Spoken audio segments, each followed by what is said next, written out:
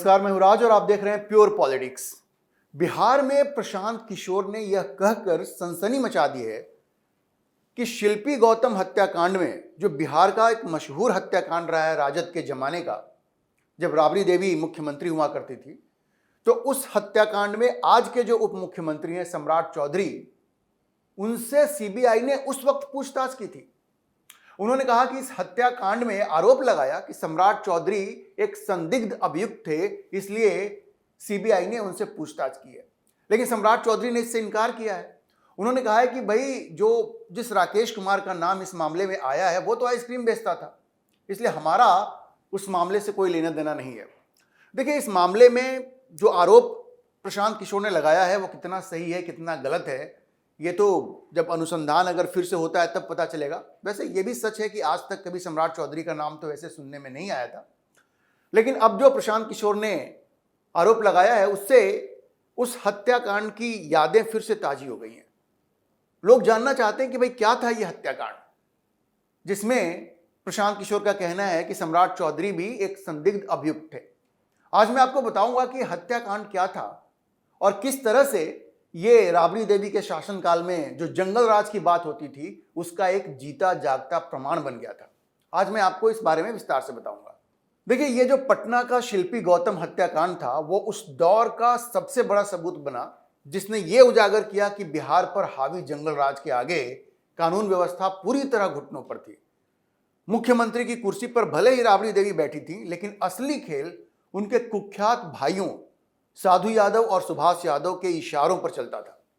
अब सरकारी क्वार्टर में मिली दो लाशें, जिनमें से एक शिल्पी की थी और एक गौतम की थी।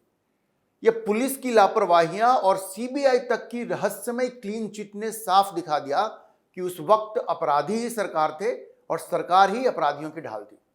यह महज एक हत्या नहीं थी, बल्कि बिहार में राबड़ी देवी के मुख्यमंत्री काल की क्रूर हकीकत का आईना थी, जहां कानून की जगह एक तरह से कहें तो गुंडों का राज चलता था। राबड़ी देवी जो लालू प्रसाद यादव की पत्नी थी, वो 1997 से 2005 तक मुख्यमंत्री रहीं, लेकिन असली सत्ता उनके भाइयों साधु यादव और सुभाष यादव के हाथों में थी। अब ये दोनों सदन के साधु नहीं, बल्कि उनके बारे में कहा जाता था कि वो एक बाहुबली थे। वो दोनों बाहुबली थे और जिनकी दबंगई ने बिहार को अपहरण, बलात्कार और हत्याओं का अड्डा बना दिया था। ये आरोप उस वक्त लगते थे। पटना हाईकोर्ट ने भी कह दिया था कि भाई ये तो जंगल राज है बिहार में। अब देखिए, शिल्पी कौन थी? शिल्पी एक महत्वाकांक्षी मॉडल थी और गौतम राजद के यूथ विंग का पदाधिकारी था। अब ये दोनों की मौत होती है और इन दोनों की मौत को पुलिस ने आत्महत्या बताकर दबाने की कोशिश की, लेकिन जो सबूत थे वो चीख चीख कर हत्या और सामूहिक बलात्कार की कहानी सुना रहे थे। इस मामले में साधु यादव मुख्य आरोपी बने, लेकिन राजनीतिक दबाव में सीबीआई ने भी केस को आत्महत्या करार दे दिया। यह जंगल राज का क्लासिक उदाहरण था, जहां सीएम के भाई दबंगई से राज्य चलाते थे, जो जांच एजेंसियां थी वो घुटने टेकती थी और कहते हैं निर्दोषों का खून बहता रहता था। तो राबड़ी राज में बिहार नहीं, एक तरह से वो दबंगई वाला प्रदेश था। कुछ लोग गुंडा प्रदेश भी कहते थे उसको। और शिल्पी हत्याकांड इसका सबसे घिनौना प्रमाण। क्या ये लोकतंत्र था या लालू परिवार का जंगल? ये सोचने की जरूरत है, क्योंकि फिर से चुनाव होने वाले हैं और लोगों को यह फैसला लेना है कि वो बिहार में किस तरह की सरकार चाहते हैं। क्योंकि इतिहास को आप इग्नोर नहीं कर सकते। इतिहास आपको बहुत कुछ सिखाता है और यह हत्याकांड भी आपको बहुत कुछ सिखाता है। मैं अभी आपको बताऊंगा कि इस हत्याकांड में हुआ क्या। सबसे पहले तो आप यह समझिए कि शिल्पी जैन कौन थी। शिल्पी जैन एक यंग लड़की थी, युवा लड़की थी, जो बहुत ही महत्वाकांक्षी थी। वो मॉडल थी। दरअसल वो मिस पटना का खिताब जीत चुकी थी। वो मिस पटना थी और वो उज्जवल कुमार जैन की बेटी थी, जिनका की एक कपड़े की दुकान थी, आज भी है, कमला स्टोर। पटना जंक्शन के नीचे ही, वो जैसे ही आप बाहर निकलेंगे वहां आपको कमला स्टोर दिखेगा, वो उन्हीं का है। तो ये शिल्पी उसी परिवार से ताल्लुक रखती थी। ये गौतम सिंह कौन थे? ये गौतम शिल्पी का बॉयफ्रेंड था और ये जो था वो एक डॉक्टर का बेटा था। और इस गौतम के पिता इंग्लैंड में रहते थे, लंदन बेस्ड डॉक्टर थे। और ये जो गौतम था वो राजद के यूथ विंग का पदाधिकारी हुआ करता था और साधु यादव का बड़ा करीबी हुआ करता था, बहुत करीबी था ये साधु यादव का, और इसीलिए इस हत्याकांड में साधु यादव का नाम भी आया। अब ये जो गौतम था वो 12 नंबर क्वार्टर में रहता था, सरकारी क्वार्टर था, कहते हैं वो साधु यादव के नाम पे आवंटित था। साधु यादव या उसके किसी करीबी के नाम पे आवंटित था और उसमें ये गौतम रहता था। तो 2 जुलाई 1999 को ये घटना है, 2 जुलाई 1999 को, जब शिल्पी और गौतम दोनों गुमशुदा हो गए, दोनों गायब हो गए, और अब दोनों की जो फैमिली है वो बड़ी चिंतित हो गई। तो अब दोनों का अफेयर भी चल रहा था। लेकिन अगले दिन क्या होता है, 3 जुलाई को वहां 12 नंबर का जो क्वार्टर था उसके गराज में इन दोनों की लाशें मिलती हैं, जो सेमी न्यूड होती है, अर्धनग्न ये लोग होते हैं। और वहां पे पुलिस आती है। ये भी कहते हैं कि वो जो गैराज था वो अंदर से भी बंद था। जब लोगों को शक हुआ तो वो खुला, अंदर जा करके गाड़ी के अंदर इन दोनों की, उस वक्त उसमें मारुति एक कार थी जिसमें ये दोनों थे, और दोनों की सेमी न्यूड बॉडीज थी, दोनों की मृत्यु हो चुकी थी। जैसे ही ये पता चला कि इस बंगले से साधु यादव का कनेक्शन है, अब पुलिस ने क्या किया, उसको गाड़ी को टो करके ले जाना चाहिए था अनुसंधान के लिए, लेकिन वो वहीं पे गलती करते हैं। एक कांस्टेबल उस गाड़ी में जाता है और उसको ड्राइव करके थाने तक ले जाता है। अब देखिए, जैसे ही साधु यादव का नाम आता है तो पुलिस इसको आत्महत्या बता करके रफा दफा करना चाहती है, लेकिन वहां पे सबूत ऐसे थे जो चीख चीख के कह रहे थे कि भाई ये आत्महत्या नहीं है, ये हत्या का सीन लग रहा है, चाबी भी गायब है वहां से। अब देखिए, इस लड़की का पोस्टमार्टम होता है, लड़की का पोस्टमार्टम होता है हैदराबाद एफएसएल में। उसका विसरा और उसका जो वजाइनल स्वाब होता है उसकी जांच होती है, और जिससे यह पता चलता है कि लड़की मृत्यु से पहले उसके शारीरिक संबंध बनते हैं, और एक आदमी से नहीं कई व्यक्तियों के साथ उसके संबंध बने थे हत्या से पहले। अब सवाल यह उठा कि अगर ये आत्महत्या होती और अगर सिर्फ गौतम ही उसमें शामिल होता तो ये मल्टीपल अलग अलग लोगों के साथ संबंधों की बात कहां से आई? और ये तो प्रमाण था, ये तो एफएसएल जो लेबोरेटरी है हैदराबाद में उसने बताया कि नहीं भाई, इसकी हत्या से पहले इसका एक तरह से बलात्कार हुआ है जिसमें कि कई लोग शामिल हैं। अब ये जो पूरी हत्याकांड थी पूरे राज्य में चर्चा का विषय बन गई। तो बड़ा स्पष्ट था इस रिपोर्ट से कि भाई एक रेप और मर्डर का ये मामला था, जिसमें शिल्पी के साथ कई लोगों ने पहले रेप किया और बाद में या तो उसको पॉइजन देकर के मार दिया या किसी भी तरह से लीथल सब्सटेंस देकर के उसको मार दिया। कार जो था वो अंदर से बंद था, चाबी मिसिंग थी।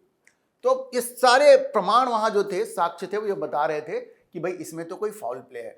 और इसमें प्राइम अक्यूज जो थे वो साधु यादव का नाम सामने आया। अब साधु यादव का जैसे ही नाम सामने आया, चारों तरफ हड़कंप मच गया। सरकार राजद की थी, राबड़ी देवी मुख्यमंत्री थी, मतलब जो मुख्य अभियुक्त था उसकी बहन प्रदेश की मुख्यमंत्री थी। अब देखिए, जब जांच प्रक्रिया शुरू हुई तो जितने भी अभियुक्त थे सबों से वहां पे डीएनए सैंपल मांगा गया कि भाई आप सब लोग अपना अपना सैंपल दीजिए और इससे हम मैच करवाएंगे। जो वजाइनल स्वाब्स मिला था उसमें डीएनए की मैचिंग होगी। अब साधु यादव ने क्या किया कि वो सैंपल देने से मना कर दिया, और इससे जो शक था उनके खिलाफ वो और ज्यादा पुख्ता हो गया। हालांकि एक दूसरा वर्जन भी है कि साधु यादव को लगता था कि चूंकि उनका नाम आ गया है वो अपना खून दे देंगे तो शायद लोग जबरदस्ती कहीं उसको ना फंसा दें, तो उन्होंने शायद कोर्ट में ये कहा कि पहले जो वजाइनल स्वाब की रिपोर्ट है वो कोर्ट में जमा हो जाए फिर मैं सैंपल दूंगा। खैर जो भी हो, फैक्ट ये है कि उन्होंने अपना सैंपल देने से मना कर दिया, और जिसने कि ये जो उस वक्त एक जो आरोप लग रहा था वो और पुख्ता होता गया लोगों के बीच में। देखिए, परसेप्शन की बात होती है। एक आप बहुत बाहुबली व्यक्ति हैं, राज्य को आप चला रहे हैं, और अगर ऐसी कोई घटना आती है तो लोगों के मन में ये परसेप्शन होता है कि कहीं ना कहीं वो इसमें इन्वॉल्व जरूर है। और जब साधु यादव ने ये डीएनए सैंपल के लिए ब्लड देने से मना कर दिया तो ये जो लोगों के मन में ये शक था वो और मजबूत होता गया।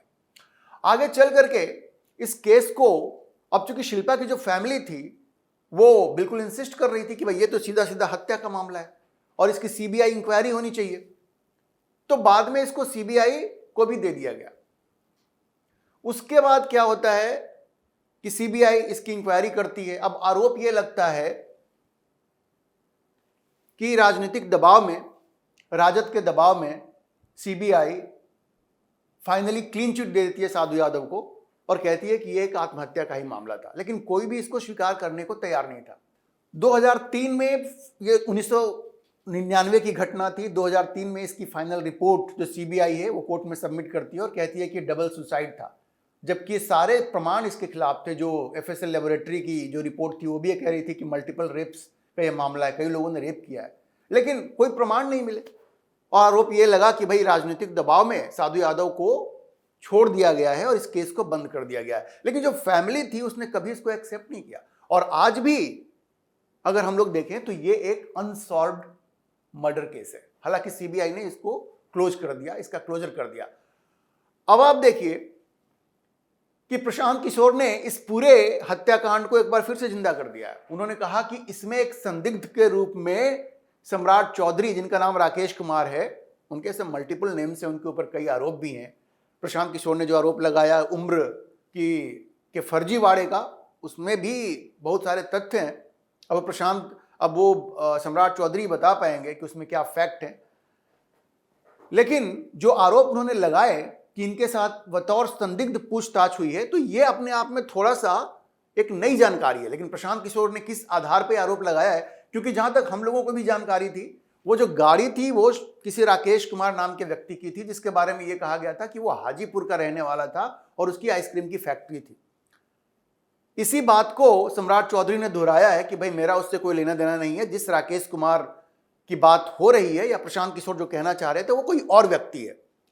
लेकिन प्रशांत किशोर भी कोई हल्का आरोप लगाएंगे ये भी नहीं कहा जा सकता।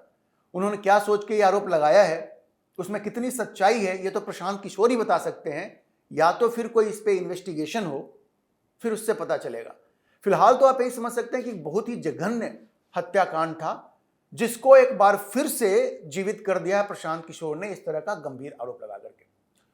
देखिए, शिल्पी गौतम कांड की फाइलें भले ही बंद कर दी गई हों, लेकिन इसकी सच्चाई ने उस दौर की हकीकत, लालू राबड़ी के दौर की हकीकत हमेशा के लिए उजागर कर दी, जहां सत्ता के संरक्षण में अपराधियों के हौसले बुलंद थे और न्याय का गला घोंट दिया गया था। यह मामला सिर्फ 2 मासूम जिंदगियों की हत्या नहीं, बल्कि पूरे बिहार में जंगल राज की परिभाषा बन गया, जिसने दिखा दिया कि जब गुनहगार ही शासन की ढाल बन जाए तो इंसान सिर्फ एक मजाक बनकर रह जाता है। अभी के लिए इतना ही। इस विषय पर आप क्या सोचते हैं, अपनी राय कमेंट बॉक्स में जरूर लिखें। और अगर आपको वीडियो पसंद आया हो तो आप इसे लाइक करें, शेयर करें और हमारे चैनल को सब्सक्राइब जरूर करें।